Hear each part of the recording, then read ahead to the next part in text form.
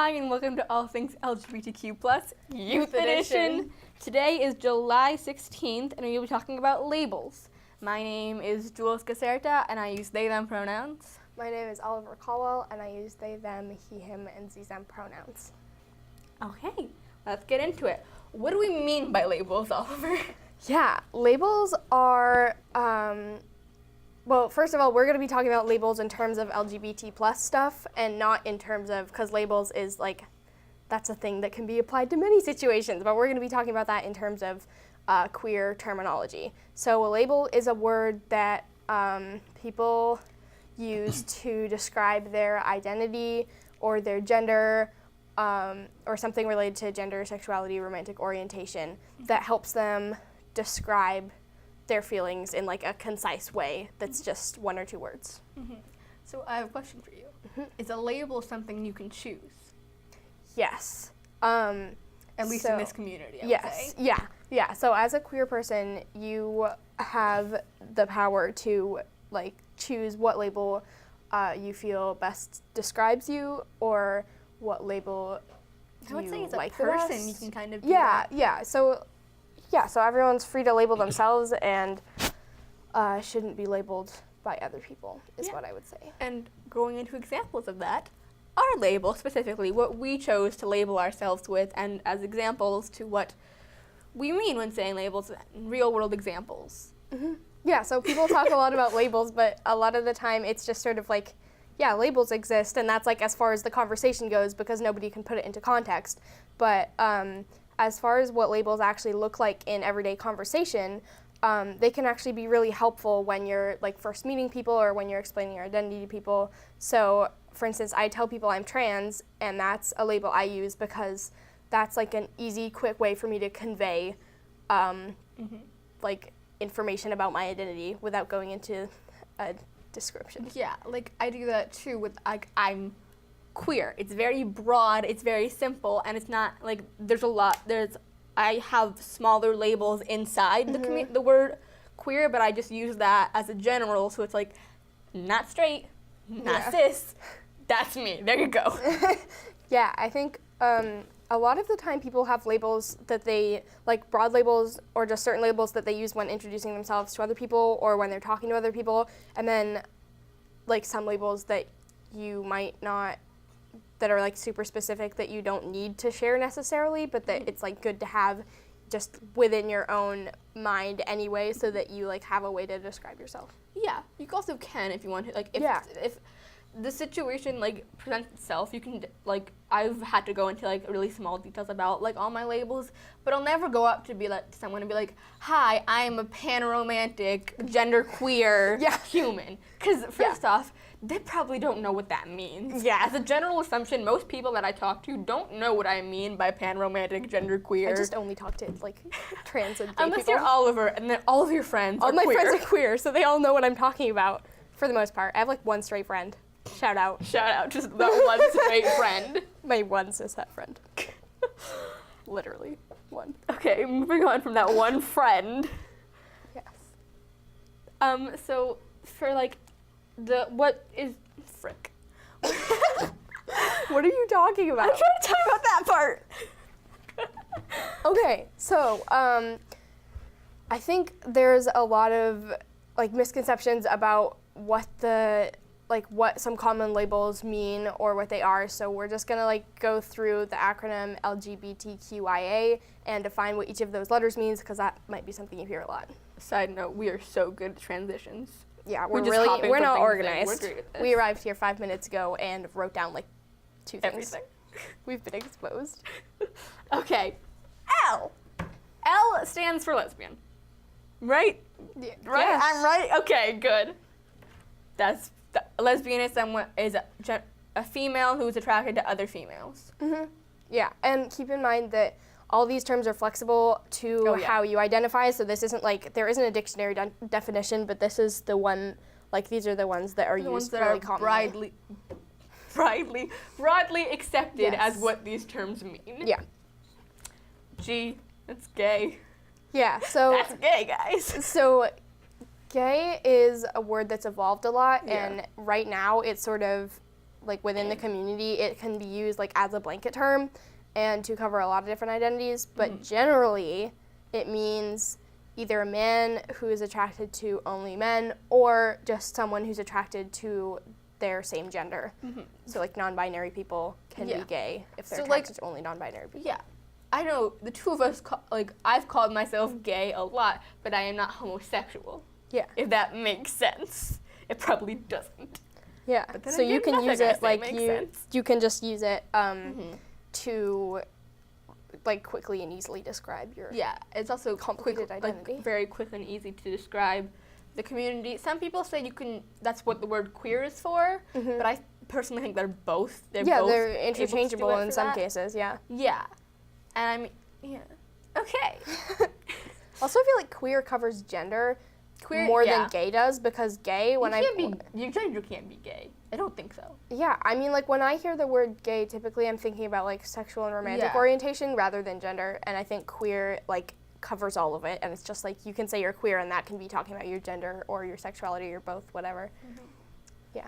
Yeah, and the thing about a lot of these labels is that, as you said, there are so many different interpretations, so, like, we might be talking about these labels, and you might think a different thing, and that's definitely how it works. Like, it's it's okay. Yeah, it's not wrong to think of a label in a different sense that someone else thinks of it. But that being said, you shouldn't take that the wrong way and use that as a way to like correct people and like police people and be like, that's not what that word means, and like that's what it could mean to them. Yeah, because so you can't, like, if someone says they're gay but they're attracted to multiple genders, don't go up to them and be like, well, gay doesn't mean that, because if it means it to them, then like that's fine. The thing about these labels, like the sexuality, the gender, is that they're so personal.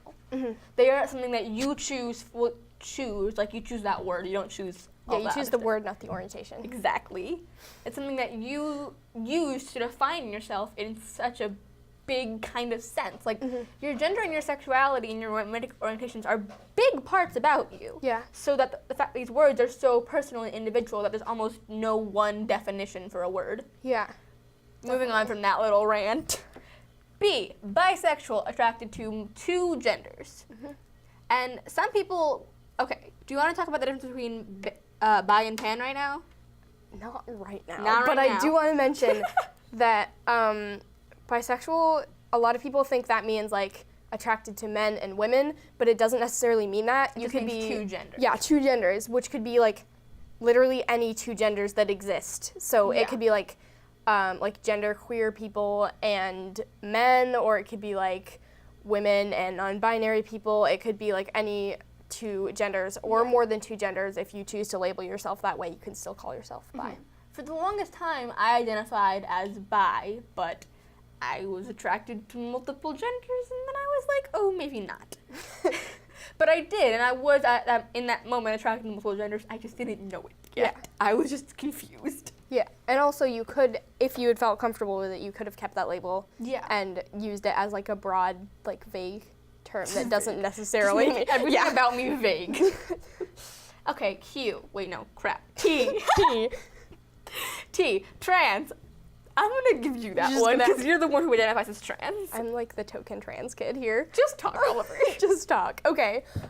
Trans is also super broad, like all of these, but this is one that is hard for me to define because I feel like it's super like specific to the person. It's individual. But without making this like a rule or anything, trans tends to mean someone who identifies with a gender other than the gender they were assigned at birth. So like I identify as trans because I am genderqueer and binary, and I'm not the same gender I was assigned when I was born, so I can call myself trans for that reason. And I don't identify as trans, but I am genderqueer, non-binary, and I think, well, for me, the reason I don't identify as trans is just for me, guys, don't get mad, for me, it feels like I left my female gender behind, which I didn't. I simply expanded on that with non-binary and male and all of those. I didn't leave it behind. I didn't transition from there to there. Just like added onto it. I just grew. I'm like a tree. Yeah. Okay.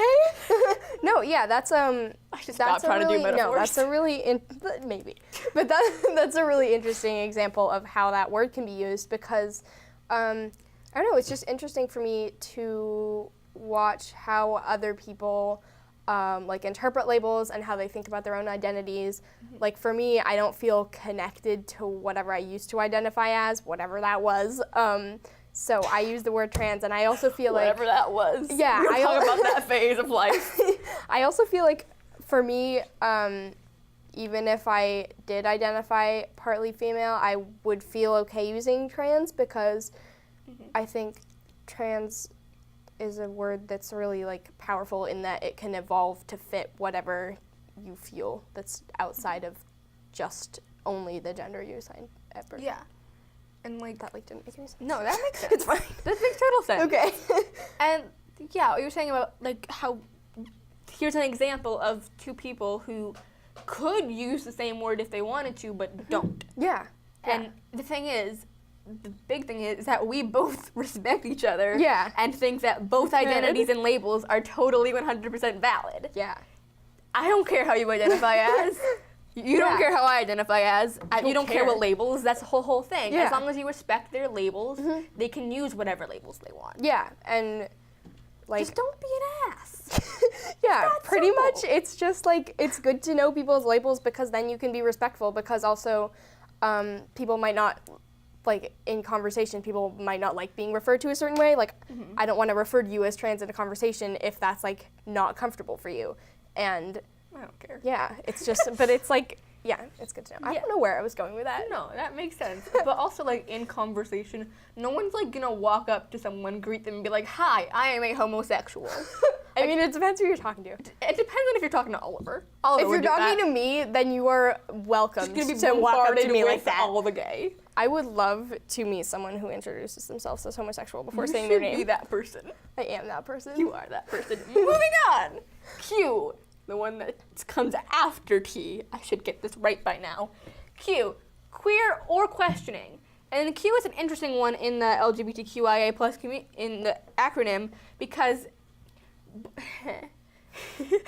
it means it's two different words. Some people choose to have it as questioning. Some people choose to use that have that Q as queer. Some people choose to use it as both. I see it as both. I see it as queer or questioning. Moving on to definitions, though. Now that's out of the way. Queer, we've used a lot in this episode and everywhere. Frank, that hurt. Don't break the table. I don't break my elbow. Okay. Okay. Queer is a very broad term, and it is just this community, the LGBTQIA community, but that acronym is long, so queer. Yeah, queer is a word you can use to refer to the whole LGBT plus community, or you can... Or yourself. Yeah, or yourself. It can be a specific label or a super, super broad thing talking about a huge group of people, or it can be like just a word to use when you don't want to list every single like specific identity you're talking about. Plus. Yeah. So it's just like it's super. Essentially, you can use the word queer for anything that's not so cisgender heterosexual. And moldable. You just like it's whatever. Like I use queer as a blanket term, but I also use it as a specific identification for me because, as I said, it's huge. Like you don't need to go into specifics. It's just like I'm not straight. And then questioning is just you're not sure, which is something that I think most people have gone through, even if they are cishet. Yeah. It's just like you don't know what you are, and or you don't have a label. You don't have a label to identify yourself with. Yeah, I see questioning as just sort of like you haven't quite figured out, you haven't quite translated whatever you're feeling into a word or into like a concept that you can wrap your head around. So sometimes people don't. Like, you don't need to figure out a specific label, but it's often helpful for people to figure out some way of describing something inside their head so that they can, like, understand the concept of how they're feeling for themselves. So I think questioning just sort of, like, covers that, and just anyone who doesn't have a label. Questioning and queer are both similar in the sense that they're both very broad terms. And, like, the two of us, I think, both went through questioning phases. Yeah. And after my questioning phases, when I came out and was like, hey, here are my labels, here we go, let's do this. But also you can go through the questioning phase and never have a label. You just live fine. as questioning. It's just like, I'm not gonna specifically identify myself with one label. I'm just gonna simply live. Yeah, but also you can, so you're saying like you can stay in the questioning phase and like that's all good, which it definitely is, but also you can move past the questioning phase and still not have a label. Like you can be like, okay, I'm questioning my gender, and then a year later you can be like, well, I'm not questioning anymore, like I understand what it is, but I still don't have a word to describe that, and that's fine too. Yeah.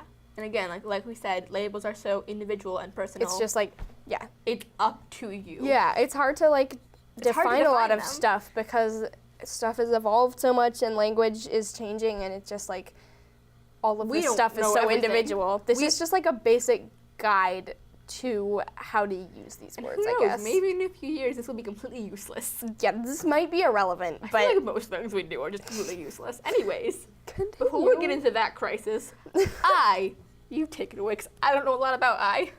Oh, okay, the letter. Got you. Okay, the letter. Yup. I is for intersex, and intersex means someone who is born with essentially both biologically male and female characteristics. Now that could be like physical characteristics or like hormone levels, like someone who has a lot of testosterone and a lot of estrogen, or just like horrible. Like, but having testosterone and estrogen just spike. Just like, oh gosh. Yeah, so it's just like a word to describe anyone who isn't assigned a specific gender at birth, or who doesn't like fit the physical characteristics to be assigned that gender, if that makes sense. But also, you can be intersex and transition to be a binary gender or transition to be a different gender. So it's not necessarily a word for your gender identity, but it's more a word for like biology, I guess. It depends how you use it. It's one of the few labels I think in this community that's biological, that you're born with. 'Cause a lot of the labels we have, like, you're born gay and all of that, but you aren't born with that label. Yeah. With intersex, is kind of you're born, like, it's how you're born biologically, male or female, which is kind of it's different from the LGBTQIA and the rest of them, kind of in the sense that it's what you're born with, but you can most definitely transition from it. Yeah, and some people, well, first, everyone should be aware that there isn't a lot of acceptance among, like among medical professionals about intersex children. So a lot of the time when children are born intersex, either the parents or the doctors or like some sort of collaboration will decide like, okay, we're just gonna do a bunch of surgery and make this kid like male or female, which absolutely sucks because that's just pointless and you're gonna cause the kid a lot of pain and like unnecessary confusion. Wait, how young are we talking? Like when they're born. Why would you perform gender surgery on someone who is just born? Yeah, they haven't exactly. had time to experience gender. Unless there's like a threat to their life, there's no reason to do that, yet it still happens. And so intersex kids grow up either being lied to about how they were born and told they had some sort of disease that needed to be fixed, or they have to grow up and like go through their own medical journey to like make their body what it needs to be according to their identity. And I just feel like that was a good thing to bring up because it really shows that identity is like really laid out for you and enforced upon you as soon as you're born. From the moment you're born, someone is choosing your gender, choosing your name, choosing what clothes you wear, choosing how you grow up. Yeah. And personally, I think it's kind of crap. It's just, but also, it's not fair. Imagine being an intersex kid. Your parents did all these surgeries and brought you into a certain gender, but then it turns out that you're not that gender. You already went through all these surgeries. Yeah, it's just ridiculous. It's just deciding something for the kid that does not need to be decided for them. I think gender in general. Yeah, but this is like going to another level. It sucks. Even when you're intersex, and then there's still this whole thing about them not being part of the LGBTQ plus community because it's a biological thing, which is what we talked about. But like, even after you go through all this stuff as a kid, and maybe you did have surgeries, maybe you didn't, but you're still so confused, then you find a community that you think you're a part of, and then it's like, no, you're not, sorry. Yeah, there's a lot of exclusion, definitely. For so many labels. Yeah, that's just a whole topic. Can of worms that we go into. But yeah, it sucks that intersex people are both being like physically altered to suit society's binary, and also like they're just excluded from their own community, which is just stupid. I think intersex people should be able to choose to be part of the queer community, or if they feel like that's not their thing and they're just like not a part of the community, then they can choose not to be associated with it. But it's just like, leave it up to them. This entire community, in my mind, it's essentially like what I think the foundation of for a lot of people is leave it up to the people. Like, let it be about themselves. Let them figure it out. Yeah. Which I think is like a great thing to get out there. Yeah. Now, there's a lot of muddled thoughts about A, because some people think that it stands for ally. It doesn't. Okay. Take it away. Yeah, okay, this is a rant, but it's important. This whole show is a rant. You're good. That's valid. So a surprising number of people think that the A in LGBTQIA stands for ally, and it just doesn't. Like, allies are not part of the queer community. We love allies. We thank you so much for your support. But you're not part of our community. You may not be queer, though. Yeah. So you can be a queer ally, too. Like, I could be a bisexual and be an ally for trans. Yeah, but... And then that's like a separate thing, though. Yeah, ally but people and your orientation do not... Yeah, the problem is that people are thinking that the A in LGBTQIA stands for ally, as in, like, a cisgender heterosexual ally, which it just doesn't. Okay. Yep, that's what it comes down to. The whole part of this community it's not up for debate. People who aren't cisgender and heterosexual. Yeah, this is like the one part of this whole show that's up for, like, that's just like, it's done. It's not, you can't debate it. It's just, it doesn't stand for that. It just doesn't. It doesn't. It doesn't. I agree with you, but like, no. Okay. Moving on from this topic, what the A stands for. A stands for asexual or aromantic. And a lot of people, asexual is becoming a more known thing, which essentially means you have little to no sexual attraction.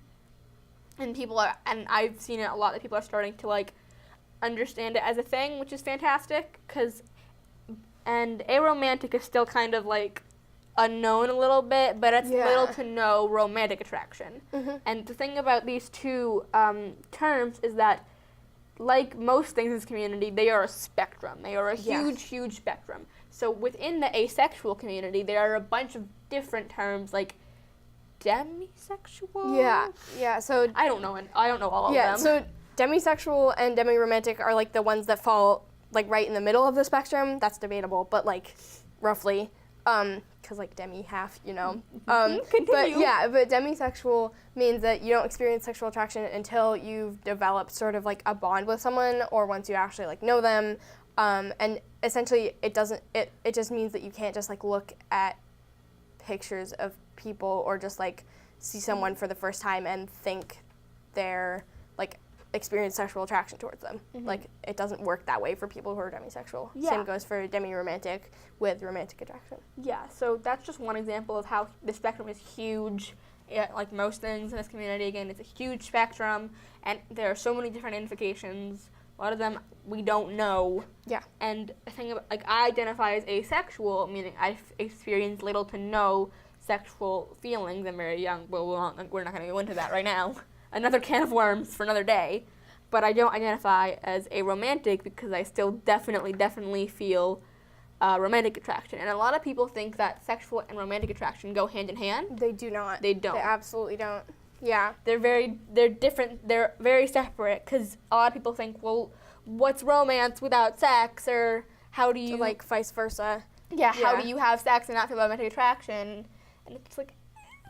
different things. It's just I can different still things, love you without wanting to have parts of your body inside my body. Yeah, Thank you very much. It's just like it's just an important point to note that they're two separate things, and so that means that people can be like, I'm aromantic, but I'm not asexual, and you're the opposite.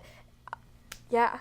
We're opposites. We're so opposite. But that also means that you can have that.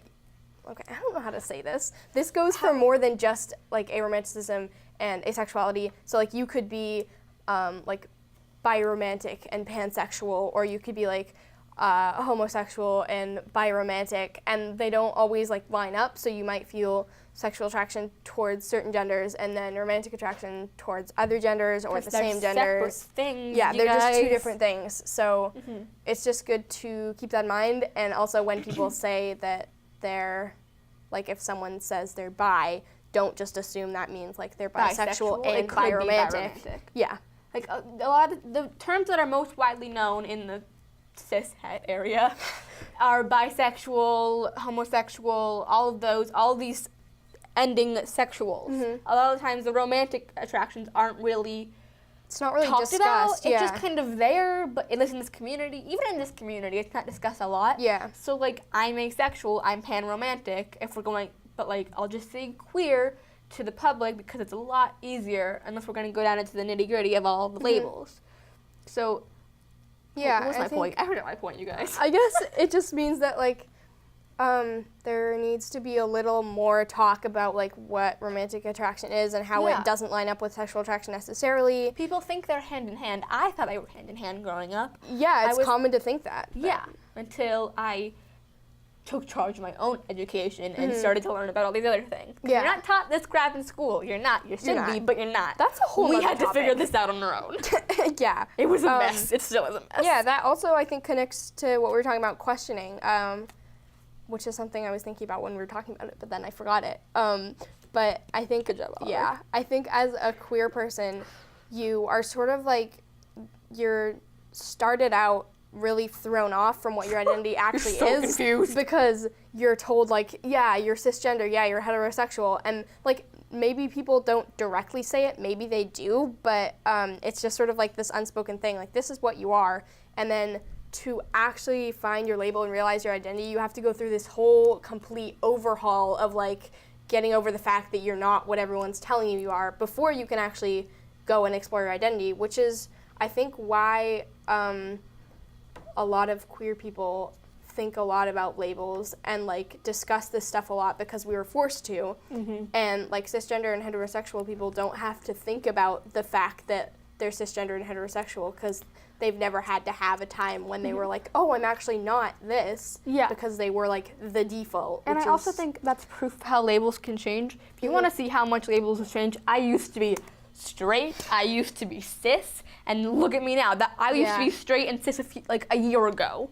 And I like labels change, they can change so fast, they can change so slow, and there's just like time of discovery of the questioning phase where you try on all these different labels, and there's like this big stigma around changing your labels once you've come out. So like I came out as bisexual. I'm not bisexual. I'm pan-romantic, different things. And now I have never actually probably come out as pan-romantic. I was like, okay, they know I'm not straight, so that's good enough. Yeah. I mean, like there's this huge thing about changing your labels, but it's totally fine, and it happens to most people in this community. But like, I didn't want to have to like come out and change my labels in that sense because I was afraid that people would think, oh, they're making this up for attention. Oh, they're just lying. Oh, they're just confused, and they'll brush it off as like one of those phases. The thing is, it's so acceptable to have phases of these different labels. It's so okay. That's the only way to learn. Yeah, it's fine to change. I'm getting really riled up right now. It's fine to change your label as many times as you want, and it's fine if you don't settle on one. Some people just like would rather not have a label, and some people, like I for one, have changed my labels a lot, and I have settled for sort of more broad labels because I feel like that gives me room to experiment without having to re-announce to the world. Did too with queer. Yeah, because if I used to use very specific words to describe my gender identity, and maybe I still partially identify with some of those words, but I just call myself trans and genderqueer and non-binary because that leaves me a lot of room to explore and not have a defined gender and just like do whatever I want without the confusion of other people. So like I have labels, but they're so like I can explain it to other people without having to change labels a million times. So we've spent about half an hour just going over our acronym, and we still have a lot to discuss. So quickly, plus. Plus is everything else that wasn't stated in the acronym, like pansexual, demisexual, all those things that weren't stated in the acronym. That's what the plus is there for. Yeah. So that just covers like. Done with that. That just covers any other label for identity that is not cisgender and heterosexual together. Yeah. Like you can be cisgender or heterosexual and still be part of the queer community, but not if you're both. Okay, next. Yes. Reclaiming slurs. Oh boy. Oh gosh. We'll go with Reclaiming slurs. So we've used the word queer a lot in this episode in general, and that used to be a slur. That used to be something that was rude, and people would use it as like an insult. Yeah. I need you to talk. Okay. Yeah. Reclaiming slurs is something that happens all over the place, not just in the LGBT plus community, but it's sort of, I guess people do it because there's a sort of power in it, and there's a sort of like taking over something and like turning it the other way around, turning it into something positive so that other people can't use it against us. Like if someone calls me queer, now you're like, hell yeah. I'm like, whatever, because at this point, that doesn't mean the same thing it used to mean. And I think that also helps with people getting like better associations with words. Yeah. But there are also some, using queer as an example, there are some people who I would say generally are a bit older than us who still really dislike that word because they have very negative associations with it. They were bullied, they probably were called it a lot, and they didn't have really good associations with it. The two of us were lucky enough to grow up in a time where like it's still there a little bit, but like not a lot, and we don't have that negative associations with that word. Yeah. There are some words that we still do have negative associations with. And about those words, so the FA word, I personally have used that word to describe myself or like friends who I know are queer and fine with it. But then if someone else called me that with the intent to harm, I'd be like, nah, dude. Yeah. You can't use that, sorry. Yeah, I think, so generally I think the sort of way to go about reclaiming slurs without making it offensive or uncomfortable for people is know your audience. First of all, well, yes, but you also have to make sure not to use slurs in any context that don't apply to you. So, like, it doesn't matter if you're not saying it at someone, if you're using it in a positive way, but if that's not a slur that your own community, like your own specific community has reclaimed, then, like, you can't use it. So that doesn't mean, so, like, if you're a cis person who is, like, who's bisexual, for instance, you shouldn't use the T slur, which was used for trans people, and still is used for trans people, even if you're using it in a positive way, because it doesn't apply to you directly. So just you have to be careful. I think kind of an example of it that might seem a little extreme is the N-word. Clearly, I don't think that's extreme. Well, like the word is extreme. That's not what I'm saying. But the example wasn't. But yeah, I think people need to understand the severity, and so like. That's why I said might seem a little extreme. Yeah, but people need to understand that slurs that are used for LGBT plus people are just as severe as racial slurs. And like clearly, if you're a white person, you're not gonna use the N word. And clearly, if you're not a queer person, you shouldn't use the F word, the T word, unless they apply to you. Like, you probably aren't gonna get super upset if a person of color uses the N word. Yeah, like because it applies to them. Yeah, and like they can. You have the right to reclaim whatever slurs apply to you as long as you're not,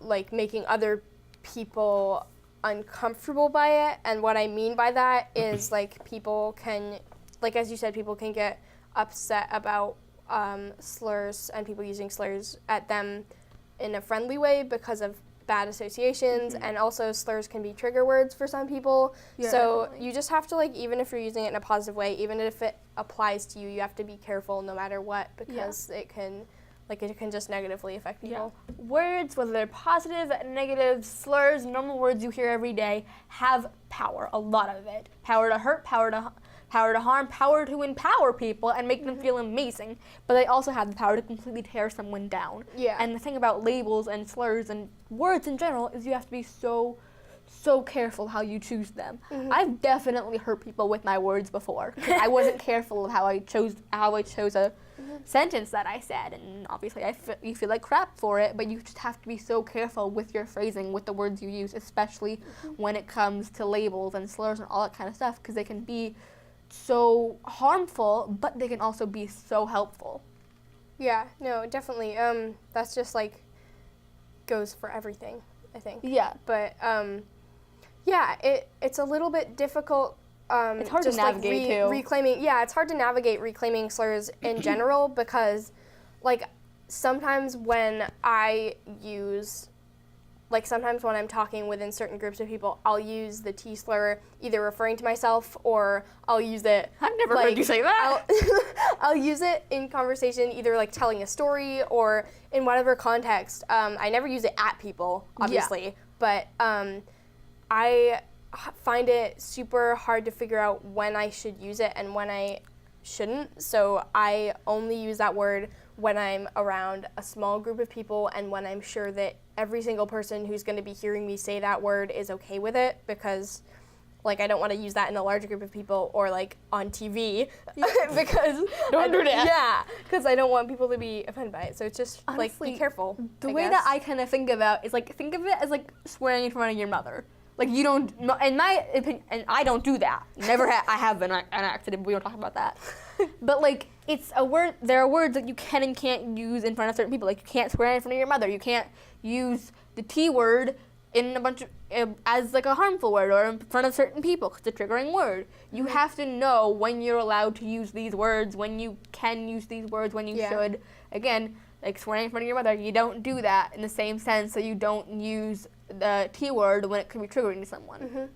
Yeah, and I have friends who use slurs that they have the right to use because they were like applied to them, but who use them somewhat casually, or who'll be telling a story or like joking around and use a slur that while it applies to them and they have the right to use it, I just feel like it's a little bit like I just wince when they do it sometimes because if it's like in a large group of people, it just doesn't seem like the safest and best thing to do. So I guess when you're talking to a large audience, just like avoid it in general unless it's like a widely, hugely accepted thing like the word queer is, then generally just navigate and think about who you're talking to. Know your audience and choose your words wisely, essentially. Yeah. Yep. And like we're talking about slurs and like queer slurs, but like we're talking about stories, and like there are words that aren't slurs and that I've only ever used in stories to convey a big meaningful point because like I was called it or something, and like there are other, and then only in that context will I ever use certain words to convey a powerful kind of point and to convey the realness and the severity of a situation. Yeah, but of course that's never an excuse to use something that you don't have the right to use. So I have a question for you. Mm-hmm. Is there any instance where a cishet person can use the T word? Any instance? No, none. There just isn't. There's no instance where a cisgender person, regardless of whether they're heterosexual or not, can use the T slur ever. Just don't. Like, you just can't. It's just super disrespectful, and like you will never be considered an ally if you say that. And even regardless of whether you want to be considered an ally, like it's just super awful and rude, and you're gonna make people upset, and it's just don't. You can't do that. I have another question for you. Can allies use that word? No. No? No, because examples here, you guys. Here you go. Yeah, because I think people who call themselves allies often feel. And this definitely doesn't go for all allies. There are really great allies out there. Allies are amazing. We love you. Thank you for support. The real allies are good. But some people who call themselves allies think that gives them a free pass to say things as if they're part of the queer community or use words that aren't generally accepted as like reclaimed. Accepted. So it's just important to know as an ally or as someone, like if you call yourself an ally, that doesn't give you any more, like that doesn't give you a pass to say any of the words that like we've reclaimed as slurs unless it's like a widely accepted thing. Allies, there are like words that like it used to be slurs like queer that are totally okay to say. Yeah, that's fine. But like the T word, the F word, those are still slurs that are in the process of being reclaimed. They're not reclaimed yet. Yeah. They're kind of reclaimed in the community for some people. Some people are okay with it, but they are not widely reclaimed like queer. And again, queer can still be really triggering. Yeah. But it's generally widely accepted, at least in the small part of the community that I've seen. Yeah. Yeah, and definitely words have different meanings depending on the places you go, like just geographically. Just in general, yeah. Yeah, so just like if you, you just have to be careful of what you're saying and make sure you're using kind language. Like, trying to tie that back to labels too, like that's what you can't, in the same sense that you have to be careful with the words you choose, you have to be careful how you label someone, which first of all, you shouldn't be labeling someone. Yeah. Unless they tell you these are my labels. Mm-hmm. But like, I know I've done it just because I was curious. I was like, let me try to theorize what's going to happen. And I've probably mislabeled someone. And you have to be really careful when that happens because, again, labels are these words in general and words in the queer community are so hard to navigate. But I know I've probably hurt so many people with my words and I hate it, but like, it's almost unavoidable. Yeah. But like, that doesn't give me an excuse to not avoid it. Yeah, I think it's important to know that you shouldn't label people because a lot of the time it just makes people uncomfortable. Just makes them feel like crap too. Yeah, I mean, it doesn't, like, I'm not even talking necessarily about referring to someone with the wrong label.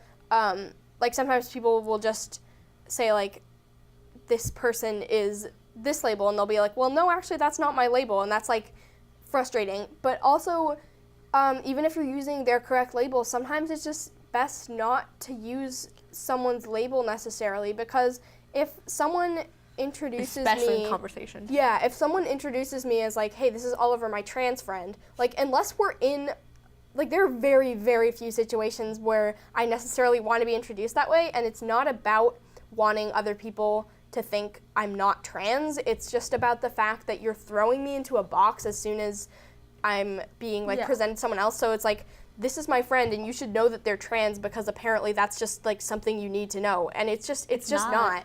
And, like, it's like romantic and sexual orientation. You don't need to know unless I tell you. You don't need to know a thing about me. You don't even need to know my name. Yeah. I will tell you my name. I will tell you my romantic orientation. I will tell you all of that. No one else can tell you that, or they shouldn't. And you don't need to be told that at any point. I have the right to say what I want to say about myself to someone. Yeah, I think, it's just important not to, like, refer to someone with their label unless they explicitly say you should, or with any label unless they explicitly say you can, because it just, like, I don't know, like, it just doesn't make me feel great if someone introduces me as, like, their gay friend or their trans friend, which has happened multiple times. Can I call you my sassy gay friend? Sure. Because you are so sassy. But it depends on the context. Again, like, it's just, like, you shouldn't take it for granted that, like, I can, like, they're out as trans, I can introduce them as trans, because, first of all, you're outing them. Why does it matter? And second of all, like, it's just, like, we're more than our genders and sexualities and romantic orientations, and it just... Sometimes. Yeah, it just doesn't feel great to be, like, even though I run around, like, screaming that I'm gay and trans... It's like, so entertaining, you should see it. That doesn't give you a reason to, like, put me in a box of, like, this is the gay and trans kid, and, like, that's all there is, and you don't need to know anything else about this person, because that's the biggest thing about them. It doesn't feel great. And it is kind of a big part about you for you, but but not me. for other people. Yeah, and... But, like, but I mean, it's like it's a big part to discover your gender, your sexuality for you, but, like, when it comes to, like, telling it to other people, it's not a big thing. Yeah. I was gonna say something. Crap, what was I gonna say? I mean, like, I feel like there's some situations where I would introduce myself as my label. I had a question. But it's I just... remember it now. Yeah, it's just, like, a personal thing, and it depends on context, and just, like, let people choose what labels and, like, they use, and let them refer to themselves as what they want to. So, Oliver. Yes. Say I'm talking to, like, a family member about you. All good things. Okay. All good things. And I use your new name because you've transitioned. And they're like, who should I then specify as a kind of broad, like, that's happened to me once, but like, okay, I get. Yeah, Continue. you get it. Continue. As like, should I specify that you transitioned from dead name to different gender, different name? Then should I do that, or should I be like, Nah, fam. This is Oliver's now. I think the general rule, that happens to me sometimes because I have a lot of friends who've recently come out, and so I'll talk to parents or other friends or siblings or whoever about that person.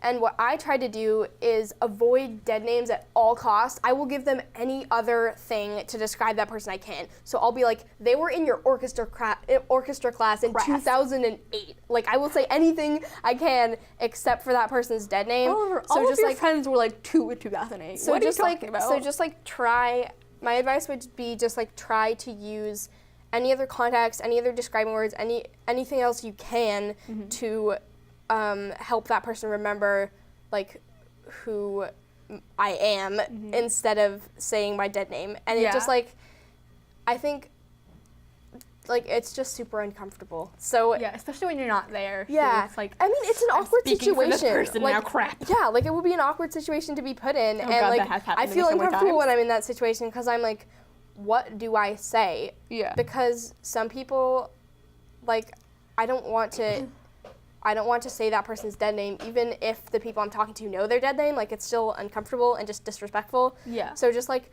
use anything you can. If the person is still like, who are you talking about? Just, like, continue with your conversation, and maybe somewhere along the way when you're, like, telling a story about them, they'll realize, like, oh, it's that person. Yeah. And a lot of the time when I have conversations like that, the parent or whoever will be like, oh, it's dead name. Oh, I'm like, formerly known as. No, it's not. It's not dead name. They're dead. But like, I mean, like, glad you had the realization point, but just don't say people's dead names in any context. I guess that's just what I'm trying to say.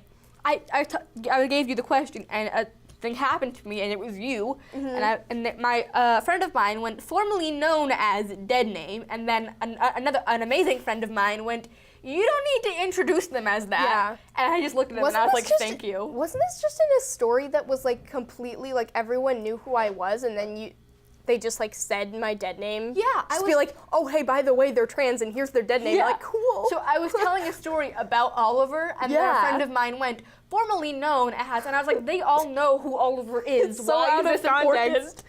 Like, just listen to the story.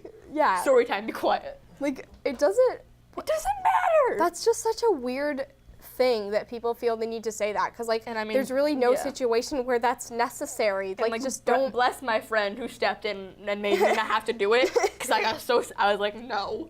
Then I went to the bathroom and cried. That's a different story.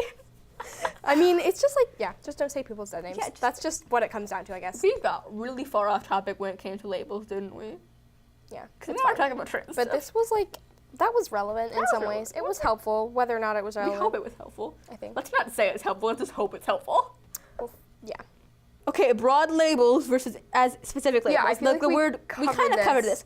Queer, that's a broad label. I use it as a specific individual kind of, I am queer, not the community is the queer community, because it is so broad in the sense that like I'm able to use it and just be like free, and it's almost, you're talking about that too when you use like non-binary and it's kind of like as a gender. I think it's like a liberating kind of feeling to be like, I'm everything I'm everything. Hi. It's just sort of like, I'm a god. Hello. I guess the point of the whole like broad labels versus specific labels thing is that you don't have to either have like a super specific set of labels or no labels at all. Like, you can be somewhere in between, and you don't have to, like, you can use whatever words and just like get creative with whatever words you want to use to describe your identity, and people don't need to, like, if I say I'm non-binary, some people are like, well, what do you mean by that? I'm like, I don't fit into the binary. Like, I mean, I'm neither binary gender. I mean what like, the word means. Like, that's good enough for me, and so like it should be good enough for them too. So I guess you should just like be able to use whatever